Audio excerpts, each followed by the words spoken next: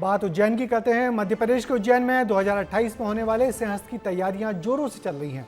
हजारों करोड़ रुपए का काम उज्जैन उसके आसपास के क्षेत्र में चल रहे हैं और इन कामों का जायजा लेने अब उज्जैन में एक नई पहल हुई है।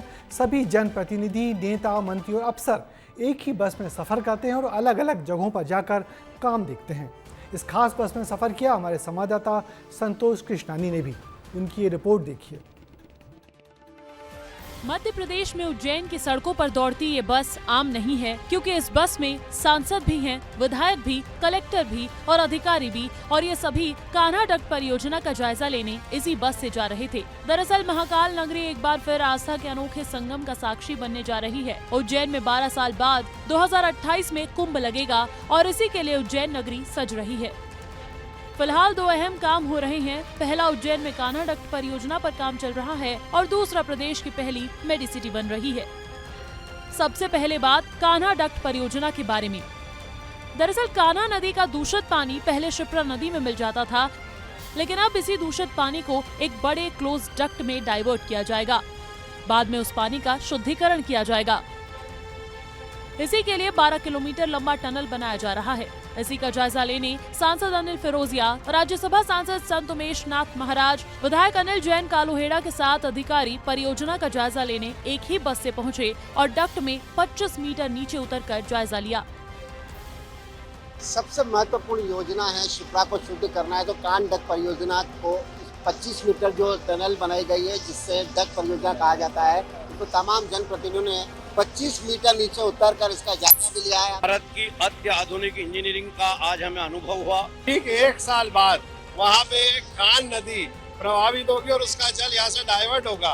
तो ये जो मोदी जी ने सोचा था, जो सपना देखा था, उसको साकार अगर किसी ने करा है तो हमारे यशस्वी मुख्यमंत्री आदरणीय मोहन यादव जी ने करा है। नदी को अंडरग्राउंड करना प्रकृति के सामने एक बड़ा चैलेंज है। ये निश्चित रूप से सभी उज्जैन वासियों का, सिंहस्थ में आने वाले साधु संतों का, मंडलेश्वरों का, महामंडलेश्वरों का एक सपना पूरा होने जा रहा है। इस परियोजना के बाद नजर इस बड़ी इमारत पर भी डालिए। सिंहस्थ 2028 से पहले प्रदेश की पहली अत्याधुनिक मेडिसिटी आकार ले रही है। लगभग 800 करोड़ रुपए से बन रही इस 14 मंजिला मेडिकल हब परियोजना का करीब 70% निर्माण कार्य पूरा हो चुका है। परियोजना में 550 बेड का सुपर स्पेशलिटी हॉस्पिटल बनाया जाएगा। यही नहीं, मेडिकल कॉलेज, रिसर्च सेंटर, आधुनिक डायग्नोस्टिक सुविधाएं भी यहीं उपलब्ध होंगे। कुल मिलाकर ये मेडिसिटी भविष्य में लाखों मरीजों के लिए बेहतर इलाज का केंद्र बनेगी और इसका भी जायजा लेने सभी पहुंचे थे। उज्जैन अब केवल आस्था का केंद्र नहीं, मध्य भारत का ये सबसे पहला मेडिकल हब बनने जा रहा है। आप देख सकते हैं 14 मंजिला मेडिकल सिटी हब बन रही है, जहां एक जो नए डॉक्टर्स को तैयार भी किया जाएगा और मेडिकल सिटी के नाम से पूरा एक शहर बसने वाला है, जिसका 70% काम हो चुका है। कुछ कार्य ऐसे हैं जिनकी उपयोगिता न केवल सिंहस्थ में बल्कि उसके बाद भी बहुत लंबे समय तक रहेगी। उन्हीं में से हमारा जो ये मेडिसिटी का प्रोजेक्ट है वो है। तो उज्जैन संभाग के लिए एक बहुत बड़ी सौगात है कि हम लोगों को कभी इंदौर या गुजरात जाना पड़ता था, अब बाहर के लोग उज्जैन में आके इलाज कराएंगे। आस्था, विकास और आधुनिक सुविधाओं का संगम, यही नई पहचान बनने जा रही है उज्जैन की। एक और सिंहस्थ 2028 के लिए शिप्रा को निर्मल बनाने की तैयारी तेज है, तो दूसरी ओर प्रदेश की पहली मेडिसिटी स्वास्थ्य सेवाओं के नए आयाम गढ़ रही है। यानी आने वाले सालों में उज्जैन धर्म और अध्यात्म के अलावा स्वच्छता, स्वास्थ्य और आधुनिक विकास का भी बड़ा केंद्र बनकर उभरेगा। उज्जैन से विस्तार न्यूज के लिए संवाददाता संतोष कृष्णानी की रिपोर्ट।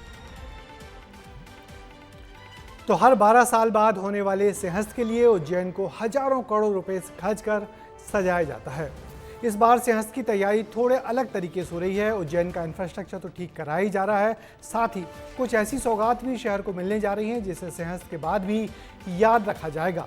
प्रदेश की पहली मेडिसिटी उज्जैन में बन रही है, जिससे इलाके के लोगों का तो भला होगा ही, मेडिकल टूरिज्म को भी बढ़ावा मिलेगा।